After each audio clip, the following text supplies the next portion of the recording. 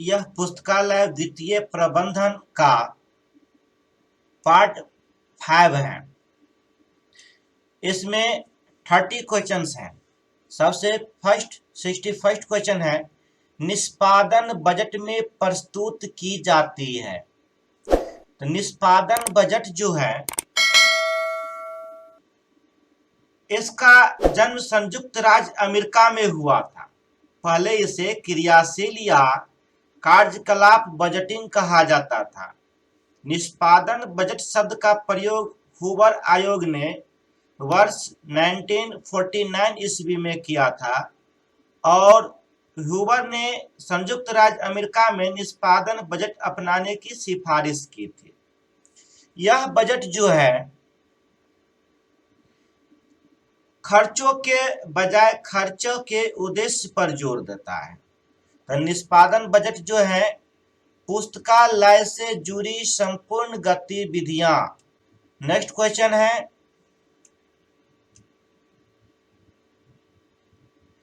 पुस्तकालय वित्तीय प्रबंधन के नियम है।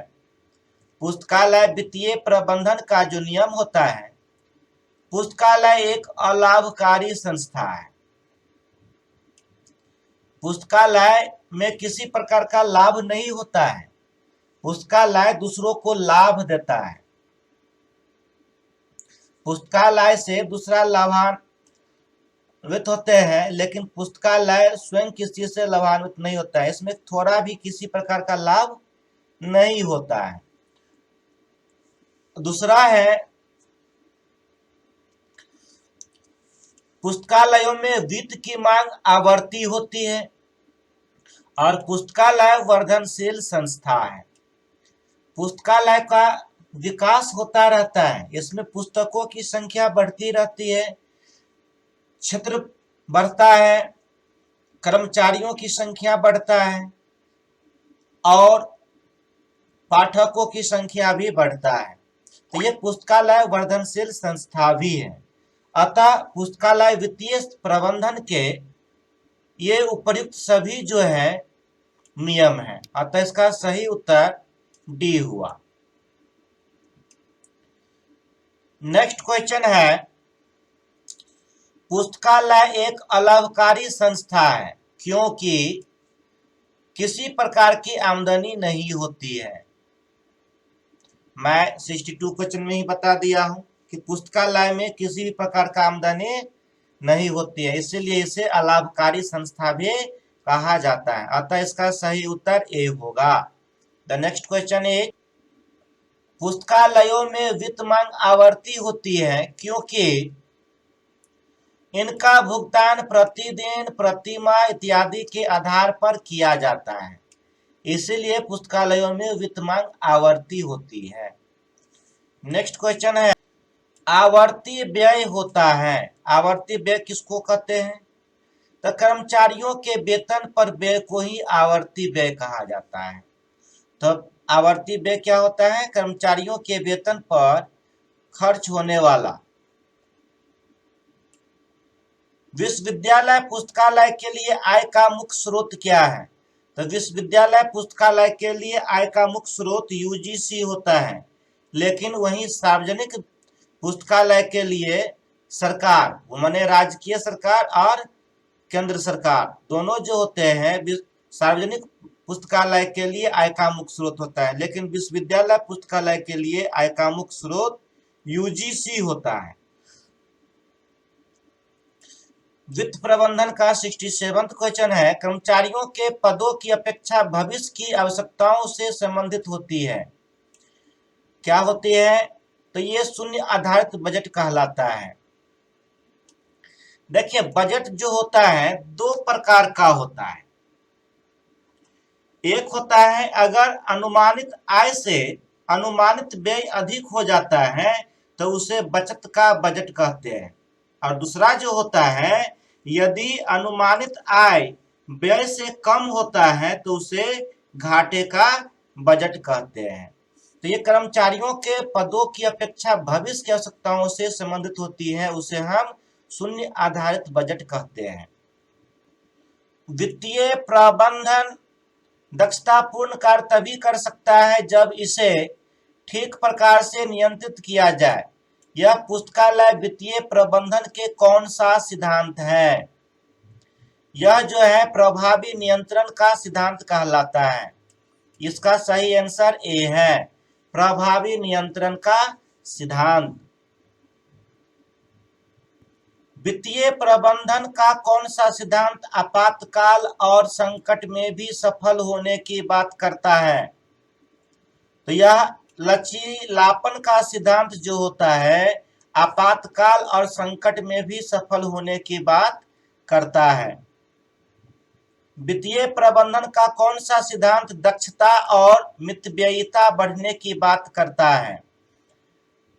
तो ये सरलता का सिद्धांत, यह सरलता का सिद्धांत जो होता है दक्षता और मितव्ययिता बढ़ने की बात करता है। वित्तीय प्रबंधन का कौन सा सिद्धांत समय सारणी के साथ साथ भविष्य की जरूरतों को भी ध्यान में रखने की बात करता है? यह नियमितता और दूरदर्शिता का सिद्धांत जो होता है वित्तीय प्रबंधन का, यह समय सारणी के साथ साथ भविष्य की जरूरतों को भी ध्यान में रखने की बात करता है। शैक्षणिक पुस्तकालय को कितने प्रकार की वित्तीय सेवा प्रदान की जाती है? शैक्षणिक पुस्तकालय को 2 प्रकार की वित्तीय सेवा प्रदान की जाती है। यह 2 प्रकार की वित्तीय सेवा जो होता है आवर्ती और अनावर्ती होता है। नेक्स्ट क्वेश्चन है, शैक्षणिक पुस्तकालय के 2 प्रकार की वित्तीय सेवा कौन सी है? यह 2 प्रकार की वित्तीय सेवा जो है आवर्ती तथा अनावर्ती दोनों होता है, अर्थात इसका सही आंसर जो है सी है, ए और बी दोनों। विशेष क्रय हेतु किसी परियोजना के अंतर्गत विशेष संस्तुति पर उपलब्ध कराया गया वित्तीय सेवा होता है। तो विशेष क्रय हेतु किसी परियोजना के अंतर्गत विशेष संस्तुति पर उपलब्ध कराया गया वित्तीय सेवा जो है यह तदर्थ अनुदान होता है, यह तदर्थ अनुदान होता है। नेक्स्ट क्वेश्चन, वित्तीय प्रबंधन का 75 क्वेश्चन है, भारत में पुस्तकालय के आय का प्रमुख स्रोत क्या है? भारत में पुस्तकालय के आय का प्रमुख स्रोत जो होता है अनुदान होता है। अनुदान के अलावा भी आय का स्रोत है, लेकिन यहाँ पर प्रमुख या मुख्य स्रोत मांगा जा रहा है, कहा जा रहा है। तो यह अनुदान जो होता है भारत में पुस्तकालय का मुख्य स्रोत है। इसके अलावा जो है पुस्तकालय का अन्य स्रोत भी है, जैसे उपकर हो गया या बच्चों से दंड के स्वरूप वसूला गया राशि हो गया या किसी के द्वारा दान की गई राशि हो गया। ये सभी पुस्तकालय के जो है आय का स्रोत है, लेकिन मुख्य स्रोत जो होता है यह अनुदान होता है। भारत में पुस्तकालय के आय का दूसरा स्रोत क्या है? भारत में पुस्तकालय के आय का दूसरा स्रोत जो होता है शासन होता है। पहला स्रोत क्या होता है? अनुदान होता है, और दूसरा स्रोत जो है शासन होता है। भारत में पुस्तकालय के आय का तीसरा स्रोत क्या है?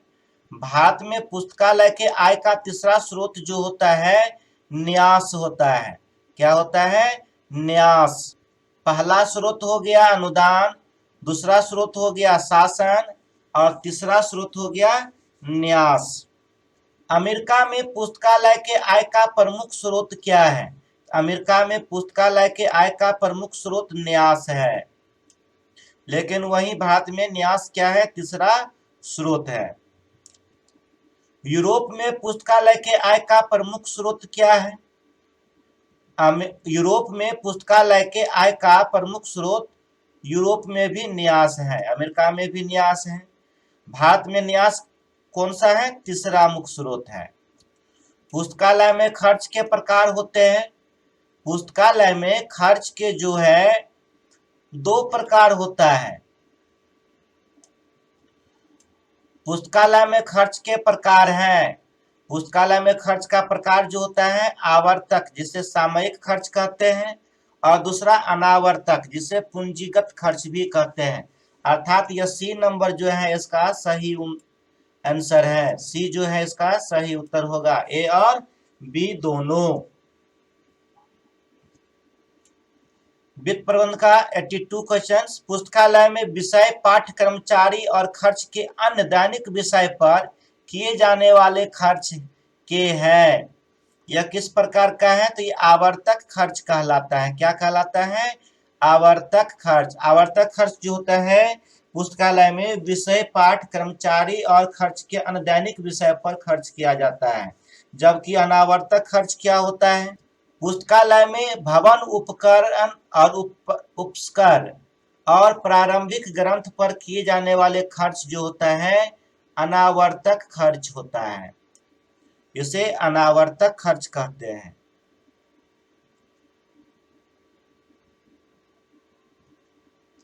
आवर्तक खर्च के धन का आकलन किस माध्यम से किया जाता है? आवर्तक खर्च के धन का आकलन जो है यह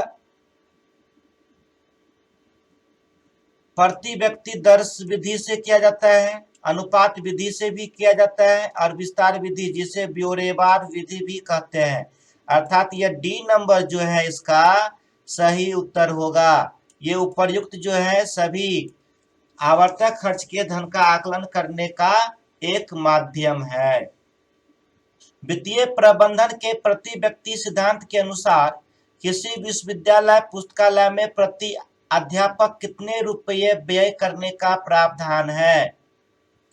तो इसमें 200 रुपीज, कितना है? 200 रुपया प्रति अध्यापक या प्रति शोध खर्च करने का प्रावधान है। वित्तीय प्रबंधन के प्रति व्यक्ति सिद्धांत के अनुसार किसी विश्वविद्यालय पुस्तकालय में प्रति छात्र कितने रुपये व्यय करने का प्रावधान है? ये 15 रुपीज। कितना है? 15 रुपीज। वित्तीय प्रबंधन कहते किसे हैं? तो वित्तीय प्रबंधन जो है, जो वित्त का प्रबंध करने का कार्य करता है उसे ही क्या कहते हैं? वित्त प्रबंधन कहते हैं। विशिष्ट पुस्तकालय के लिए आय का मुख्य स्रोत क्या होता है? तो विशिष्ट पुस्तकालय के लिए आय का मुख्य स्रोत जो है पैतृक संख्या होता है। ये पैतृक संस्था जो है 3 प्रकार का होता है: विश्वविद्यालय, महाविद्यालय और विद्यालय। यही 3 जो है पैतृक संख्या कहलाते हैं और विशिष्ट पुस्तकालय के आय का मुख्य स्रोत यही होता है। सार्वजनिक के लिए कौन होता है? तो सार्वजनिक के लिए सरकार, और विश्वविद्यालय के लिए कौन होता है? यूजीसी, और विशिष्ट पुस्तकालय के लिए कौन होता है? पैतृक संख्या, माने पैतृक संस्थान। वित्तीय प्रबंधन के अनुपात विधि के अनुसार किसी विश्वविद्यालय पुस्तकालय में प्रति अध्यापक शिक्षा आयोग 1965 के अनुसार कितने रुपये व्यय करने का प्रावधान है? यह 300 रुपीज। कितना है? 300 रुपीज। Next question. वित्तीय प्रबंधन के अनुपात विधि के अनुसार किसी विश्वविद्यालय पुस्तकालय में प्रति छात्र शिक्षा आयोग 1965 के अनुसार कितने रुपये व्यय करने का प्रावधान है? 25 rupees. Thank you for watching this video. मिलते हैं नेक्स्ट वीडियो पार्ट 6 में। आप बने रहिए मेरे चैनल पर। यदि आप नए विजिटर हैं तो कृपया सब्सक्राइब कर लीजिए तथा लाइक, शेयर, कमेंट करना ना भूलिए। जय हिंद।